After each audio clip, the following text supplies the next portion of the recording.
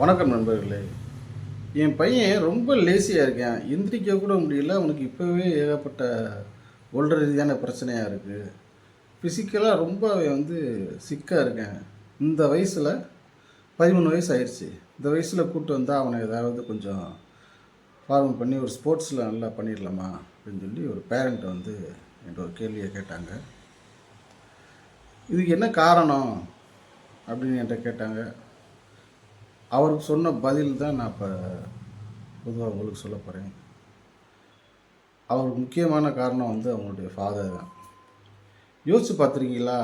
நம்ம சின்ன வயசில் யாராவது ஒரு குஸ்தி வாத்தியார் இருப்பார், ஒரு சிலம்பு வாத்தியார் இருப்பார், ஒரு மல்யுத்தம் பண்ணுறவங்க இருப்பாங்க. அவங்களோட பெருமைகள் பற்றி பேச கதைகள்லாம் நமக்கு நிறைய வரும். அவர் அங்கே இத்தனை பேர் குஸ்தியில் ஜெயித்தார், எங்கள் தாத்தா எத்தனை பேர் சிலம்பம் பண்ணார், சிலம்பாட்டம் சுற்றுவார், நிறையா பேருக்கு சொல்லி கொடுப்பாரு. திடீர்னு பார்த்தா ஒரு கல் தூக்குவார், 1 கிலோ அரிசி சாப்பிடுவார், ஒரு ஆட்டுக்கறி, குடும்ப ஆட்டுக்கறி 1 கிலோ அரிசி சாப்பிடுவார், எங்கள் தாத்தாவோட வீரமானார். இப்படிலாம் நம்ம பல கதைகளை பேசி, அதை பராக்கிரமத்தெல்லாம் பேசி, அது ஒரு பெருமை அப்படின்னு சொல்லி நம்பி, அது ஒரு மனப்பதிவில் அப்படி வீரனாக இருக்கணும் அப்படின்ற பதிவு நமக்கு சின்ன பிள்ளைலேருந்தே இருந்திருக்கு. ஆனால் இப்போ இருக்க ஜென்ரேஷன்ஸ்க்கு அது கிடையாது. பொதுவாக நீங்கள் ஒரு 5 வயசு குழந்தை இருக்கிற வரைக்கும் அவங்களுக்கு எல்லா ஸ்போர்ட்ஸையும் கொண்டு போய் காட்டக்கூடிய இந்த தன்மையை பேரண்ட்ஸ் விளங்கிக்கிறணும். ஃபஸ்ட்டு 5 வயசு வரைக்கும் நீங்கள் ஸ்போர்ட்ஸில் சேர்க்காட்டினாலும் கூட பரவாயில்ல. இது பேர் ஸ்விம்மிங், இதுக்கு பேர் ஜிம்னாஸ்டிக், இது யோகா, இது குங்ஃபு, இது கராத்தே, இது டேக்வாண்டோ, அப்படி சொல்லி எல்லா கலைகளையும் கொண்டு போய் அறிமுகப்படுத்துகிற அந்த வயசை பண்ணிடுங்க. அப்படி பண்ணிங்கன்னா தான் இந்த மாதிரி உலகத்தில் இதெல்லாம் இருக்குது அப்படின்னு தெரிய வரும். ஃபஸ்ட்டு ஒரு பையனுக்கு நீங்கள் ஒரு நாலேஜாக அந்த குழந்தைக்கு இன்ட்ரடியூஸ் பண்ணி அவன் ஒரு 5 வயசு வரைக்கும். இப்போ 12 வயசு வரைக்கும் அவனுக்கு அதை பற்றி எந்த நாலேஜுமே இல்லைன்னா, அதுக்கப்புறம் நீங்கள் என்ன பண்ணீங்கன்னா அது ஏதோ ஒரு அந்நியன் மாதிரி ஆயிடும். அது ஏதோ ஒரு தேவையில்லாத ஒன்றை செய்கிறான் அப்படின்ற மாதிரி அவன் மனசுக்குள்ளே பூந்துடுது. அதுக்கப்புறம் அதை உடச்சி, உனக்கு லேசினஸ் இருக்குது, உனக்கு வியாதி இருக்குது, உனக்கு பிரச்சனை இருக்குது, நீ எக்ஸசைஸ் பண்ணதான் சரியாகும் அப்படின்னு சொல்கிறது நீங்கள் அவனை மிரட்டி வற்புறுத்தி அந்த எக்ஸசைஸ்க்குள்ளே கொண்டுட்டு போகிறீங்க. அப்படி கொண்டுட்டு போகலாம், தப்பு கிடையாது. ஆனால் அது ஒரு அளவுக்கு தான் பலன் தரும், முழு அளவுக்கான பலனை பெறாது. பராக்கிரமத்தை சொல்லிவிட்டு இந்த மாதிரி பண்ணுறாங்க, அப்படி இருப்பாங்க, நம்மளும் அப்படி இருக்கணும் அப்படின்னு சொல்லி அந்த குழந்தை ஏதோ ஒரு ஈர்ப்பின் மூலமாக, எனக்கு சில பேருக்கு சிலது வரும். சில பேர் ஃப்ளெக்சிபிள் பாடியாக இருப்பாங்க, யோகா நல்லா வரும், ஸ்பீடு ஃப்ளெக்சிபிள் இருக்கும், ஜிம்னாஸ்டிக்ஸ் வரும். அவன் பான் வாரியராக இருப்பேன்.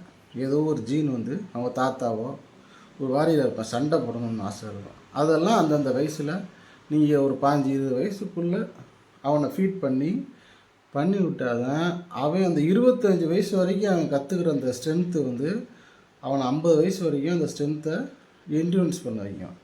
அதுக்கப்புறம் அந்த 50 வயசுலேருந்து 75 வயசு வரைக்கும் அவன் வாழ்க்கையில் அவனுக்கு தேவையான எனர்ஜியெலாம் கிடைக்கும், அவன் லைஃப் ஸ்டைல்லாம் மாறும். இது எல்லாமே எப்போ நடக்கக்கூடியது? இந்த 5 வயசில் நீங்கள் அது ஒரு பராக்கிரமம், இது ஒரு நல்லது, இது பண்ணால் ஹெல்த்து, இது பண்ணால் எப்படின்னு சொல்லி எதையாவது ஒன்று சொல்லி அந்த குழந்தைக்கு அதற்கான நாலேஜை நீங்கள் கொடுத்தே ஆகணும்.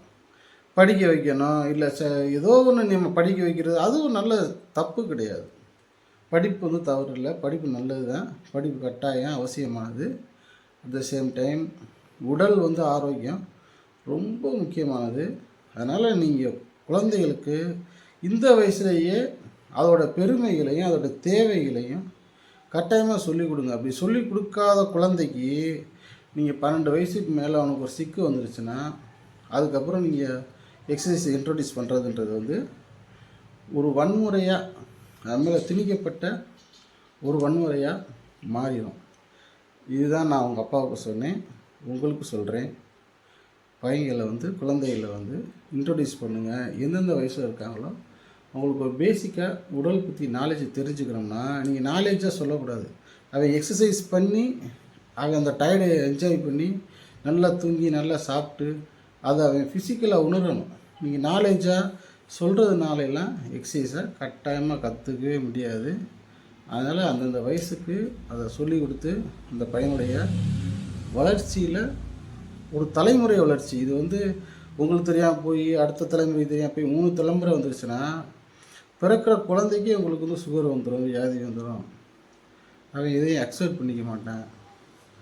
எதையும் ஏற்றுக்கொள்ளும் தன்மை வந்து அவனுக்கு இல்லாமல் போயிடும். அதனால் இது ஏதோ எக்ஸசைஸ் பண்ணுறோம், தாவுறோம், குதிச்சோம், ஓடுறோம், அது இல்லை. பாடிக்குன்னு ஒரு தேவை இருக்குது.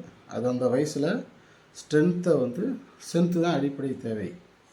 உடலுக்கு தேவையானது ஸ்ட்ரென்த்து தான். மூளை வந்து ஒவ்வொரு காலத்துலேயும் ஒரு மாதிரி வளரும். அறிவு வந்து ஒரே மாதிரி அறிவு கிடையாது. அறிவுனா இந்த ஒரு காலத்தில் இப்படி ராஜாவாகிறது அது ஒரு அறிவாக இருந்துச்சு. இப்படி நிறைய புத்தகங்களை படிக்கிறது அது ஒரு அறிவாக இருந்துச்சு. இப்போ பாருங்கள், எதுவுமே தேவையில்லை. ஒரு ஃபோன் இருந்தால் போதும். ஃபோனை வச்சு உலகத்தையே வந்து நம்ம கேப்சர் பண்ணிடலாம். கூகுளோ குரோமோ அது ஒரு டைப்பில் ஒவ்வொரு காலத்துலேயும் ஒரு மாதிரி வளர்ந்துக்கிட்டு இருக்கும். ஆக அந்த வளர்ச்சியையும் கற்றுக்கணும். பட் ஃபிசிக்கல் என்டியூரன்ஸ் வந்து ரொம்ப முக்கியமான ஒன்று. அதை சின்ன வயசுலேருந்து சொல்லிக் கொடுக்காட்டினா அவனுக்கு வாழ்க்கையில் ரொம்ப கஷ்டமாக ஆயிடும். தேங்க்யூ.